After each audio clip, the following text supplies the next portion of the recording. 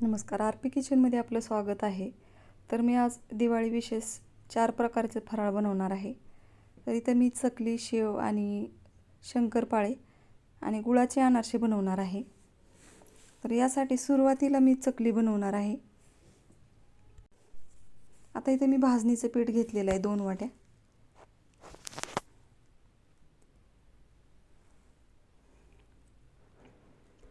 आता याच वाटेनं पाणी घ्यायचं. आता साहित्य टाकायचं ह्याच्यामध्ये. तीळ घेतलेले आहेत 2 चमचे, लसूण घेतलेलं आहे पेस्ट, चवीनुसार मीठ, लाल तिखट, हळद घेतलेली आहे आणि ओवा घेतलेला आहे अर्धा चमचा. आता हे सर्व साहित्य याच्यामध्ये टाकून घ्यायचे. आता याच्यात तेल किंवा लोणी किंवा तूप टाकू शकता तुम्ही. मी इथं लोण्याचा वापर करणार आहे. आता 1 ते 1.5 चमचा इथं लोणी घेतलेलं आहे. तर घरचं लोणी घेतलेलं आहे. नसेल तर तुम्ही बटर पण टाकू शकता ह्याच्यामध्ये. आता हे सर्व मिक्स करून घ्यायचे. पिठाच्या कणाकणाला लागेल असं हातावर चोळून घ्यायचे. आता सर्व पिठाला एकदम छान असं लोणी आणि तिखट मीठ लागलेलं आहे. ज्या वाटीनं भाजणीचं पीठ घेतले त्याच वाटीनं 2 वाट्या पाणी घ्यायचे. आता या पिठाला उकड काढायची नाही, फक्त पाणी उकळून या पिठामध्ये टाकून घ्यायचे. तर बरोबर 2 वाट्या घेतलेलं आहे मी. आता इथं पाण्याला उकळी आलेली आहे. असंच पाणी या पिठामध्ये टाकून घ्यायचे. थोडंसं पिठाला असं मध्यभागी आळं करून घ्यायचे आणि थोडं थोडं पाणी घालून सर्व पाणी लागणार आहे या पिठाला.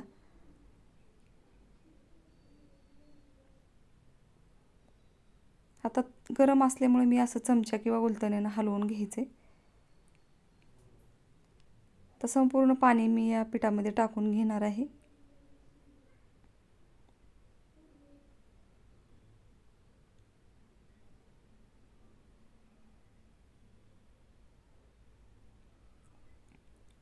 आता इथं सर्व पाणी याच्यामध्ये टाकून घ्यायचे आणि थोडंसं थंड झाल्यावर याला मिक्स करून घ्यायचे. आणखीन थोडेसे हाताला चटके बसत आहेत, त्यामुळं मी आता थोडंसं कोमट झाल्यावर एकजीव करून घ्यायचे पिठाला. आता छान असा पिठाचा उंडा तयार करून घ्यायचा आहे. आता एकजीव झालेला आहे. मसाला, मीठ सगळं एकत्र करून घ्यायचे. आता अशा पद्धतीनं पिठाचा एकजीव करून गोळा करून घेतलेला आहे. आता निम्मा भाग मी बाजूला ठेवणार आहे आणि निम्मा भाग कॅरी बॅगमध्ये ठेवायचा आहे किंवा तेलाची पिशवी असेल त्याच्यामध्ये ठेवून द्यायचे, थंड होऊ नये म्हणून पीठ. आणि यात थोडंसं कोमट पाण्याचा हात लावून हे छान भाकरीसारखं पीठ मळून घ्यायचे. तर एकदम खमंग आणि चवदार अशी चकली होते. या पद्धतीने नक्की बनवून बघा. तर डिटेल व्हिडिओ मी एक टाकलेला आहे, त्याच्यात जाऊन बघा भाजणी कशी, आणि डिस्क्रिप्शनमध्ये पण मी टाकलेलं आहे प्रमाण भाजणीचं. आता हे एकदम छान एकजीव झालेलं आहे पीठ. आता या शेवग्यामध्ये भरून घ्यायचे आणि शेवग्याची जी चकलीची प्लेट लावून घेतलेली आहे. आता इथं शेवग्याला तेल लावून शेवगा भरून घेतलेला आहे आणि आता एका प्लेटवर तेल लावून चकली बनवून घ्यायची. तर आता मी शेवगाचं टोपण लावलेलं आहे आणि अशा पद्धतीच्या प्लेटला तेल लावून घ्यायचे आणि चकली बनवून घ्यायची. अजिबात तुटत नाही आणि एकदम छान अशी चकली काटेदार तयार होते. आता सर्व चकल्या तुम्ही पेपरवर बनवू शकता एकदाच. आता इथं तेल एकदम गरम झालेलं असावं आणि याच्यामध्ये आता चकली सोडून द्यायची. तर एकदम जास्त वेळ बुडबुडे जोपर्यंत बंद होत नाहीत तोपर्यंत चकली तेलामध्ये तळून घ्यायची. आता इथं सर्व चकल्या तयार करून झालेल्या आहेत.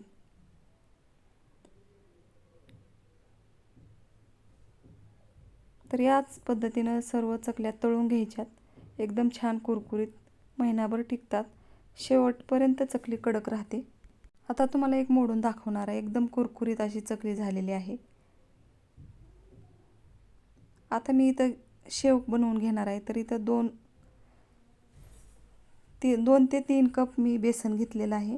अर्धा कप तांदळाचं पीठ टाकायचे, हळद टाकायची 1 चमचाभर, 1 ते 2 चमचे तिखट टाकायचे. आता मी इथं लसूण मीठ घेतलेलं आहे, थोडंसं पाणी टाकून विरघळण्यासाठी ठेवायचे. लसूण मिठामुळे एकदम छान शेवला चव लागते. आणि थोडंसं साधं मीठ टाकायचे, 1 ते 1.5 चमचे टाकलेलं आहे. आता हिंग टाकायचे अर्धा चमचा. आता हे सर्व मिक्स करून घ्यायचे. आता याच पळीने मी 1 पळीभर तेल गरम केलेलं टाकणार आहे. सुरुवातीला अर्धी टाकलेलं आहे आणि नंतर अर्धी टाकायची. आणि आता हे सर्व मिक्स करून घ्यायचे. थोडंसं गरम आहे, हाताने मिक्स करायचे. आता ही पण विरघळलेलं आहे लसूण मीठ, ती पण चाळून घ्यायचे.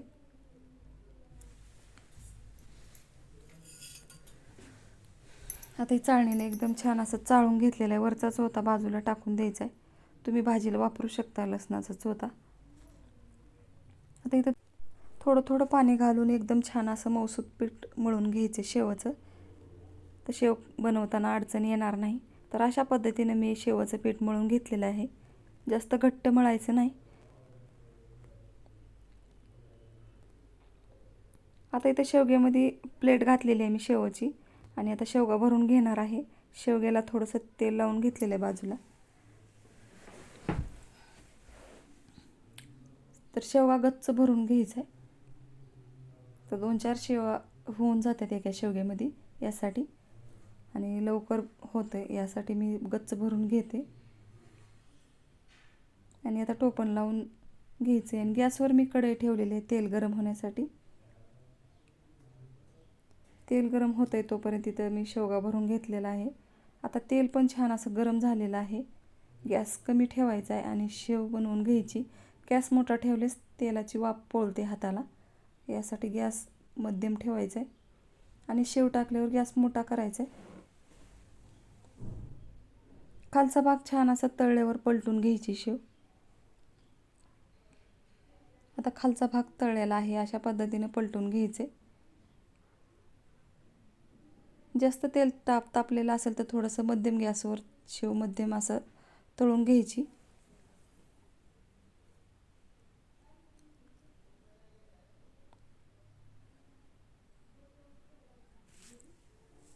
आता इथं सर्व शेव तयार करून झालेली आहे, बघू शकता. मी आता सर्व शेव एका मोठ्या ताटामध्ये थंड होण्यासाठी ठेवणार आहे आणि नंतर डब्यामध्ये भरून घ्यायची.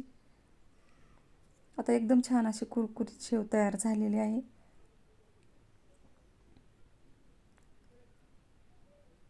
आता मी इथं शंकरपाळे बनवून घेणार आहे. यासाठी 1 वाटीभर साखर घेतलेली आहे. साखर एकदम छान असं बारीक वाटून घ्यायची मिक्सरच्या भांड्यामध्ये.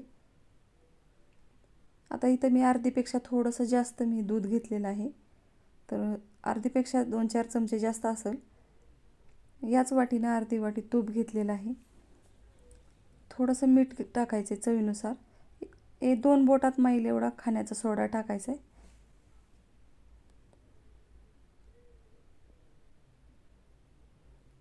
2 मोठे चमचे रवा टाकलेला आहे मी याच्यामध्ये.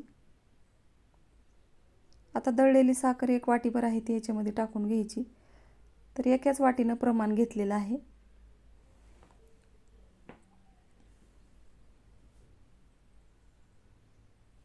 आता हे सर्व मिक्स करून घ्यायचे, हातानंच मिक्स करायचे. दूध थंडच वापरलेलं आहे, जास्त पण गरम नाही. रूम टेम्परेचरचं दूध आहे ते वापरलेलं आहे ह्याच्यामध्ये. आता या वाटीनंच मी मैदा घेणार आहे. सुरुवातीला 3 वाट्या मैदा मी टाकलेला आहे. नंतर 1 वाटी भरून ठेवलेली आहे, लागल तसं टाकून घ्यायचे.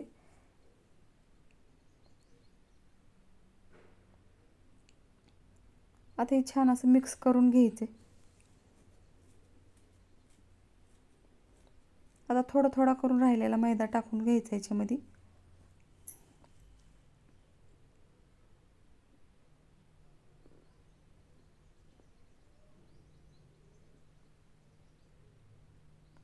आता मला इथं 3.5 वाट्यात मैदा लागलेला आहे. आता एकदम छान असं पीठ मळून झालेलं आहे. तर 5 ते 10 मिनटं असंच ठेवायचे आणि नंतर लाटण्यासाठी शंकरपाळे 2 चपातीचा उंडा बाजूला काढून घ्यायचा आहे. तर अशा पद्धतीने लाटून घ्यायचे. आता मी इकडं गॅसवर गरम व्हायला तेल ठेवलेलं आहे. तोपर्यंत इकडे शंकरपाळे बनवून घ्यायचे.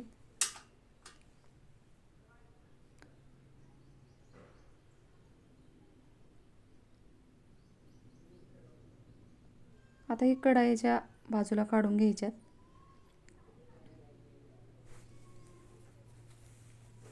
आणि आता ह्याचे शंकरपाळे बनवून घ्यायचेत. सुरुवातीला उभ्या आणि आडव्या रेषा मारून घ्यायच्यात कटरने. ज्या आकाराचे शंकरपाळे बनवायचे त्या आकाराचे शंकरपाळे बनवा, लहान किंवा मोठे.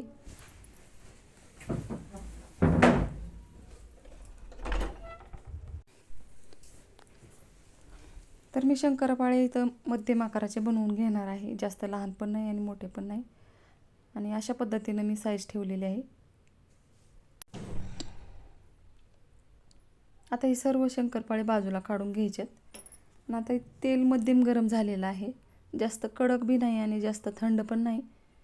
अशा पद्धतीने शंकरपाळे सोडून घ्यायचेत. आता इथे शंकरपाळे थोडे थोडे, तर एका चपातीचे मी 2 वेळेस तळून घेतलेले आहेत. तर सुरुवातीला थोडेच टाकले होते, तेलात विरघळतात का ते बघण्यासाठी. तर एकदम छान असे शंकरपाळे तळून झालेत. ते एकदम बिस्किटासारखी चव लागते. या पद्धतीने नक्की बनवून बघा. आता मी जास्त शंकरपाळे टाकलेत. आणि आता इथं सर्व शंकरपाळे तयार झालेले आहेत. आता मी एका प्लेटमध्ये काढून घेणार आहे. थंड झाल्यावर एका डब्यामध्ये भरून ठेवायचेत. तर बघू शकता एकदम छान असे शंकरपाळे तयार झालेत. आता मी इथं गुळाचे अनारसे बनवून घेणार आहे. तर यासाठी मी इथं पीठ कालवून घेतलेलं आहे, तांदूळ भिजवलेले आहेत. तर संपूर्ण व्हिडिओ मी चॅनलवर टाकलेला आहे, तुम्ही चेक करून बघा. आता मी इथं अनारसे बनवून घेणार आहे. तर जास्त जाड बनवणार आहे. जास्त पातळ बनवायचे असले तर तुम्ही बनवू शकता. याची जाळी एकदम छान पडते. तर मला जाड आवडतात म्हणून मी थोडेसे जाड बनवणार आहे. आणि याला खसखस लावून घ्यायची. आणि खसखशीचा भाग वर ठेवायचा आणि असे तळून घ्यायचे मध्यम गॅसवर. जास्त मोठा गॅस करायचा नाही, नाहीतर वरचा भाग तळतो आणि मध्ये कच्चा राहण्याची शक्यता असते. यासाठी मध्यम गॅसवर एकदम छान असं तळून घ्यायचे. आणि अशा पद्धतीनं अनारशावर तेल टाकायचे. आणि आता इथं तळलेले आहेत अनारसे. याच पद्धतीने मी सर्व अनारसे तळून घेणार आहे. तर गुळाचे अनारसे एकदम चवदार लागतात. एकदा नक्की बनवून बघा.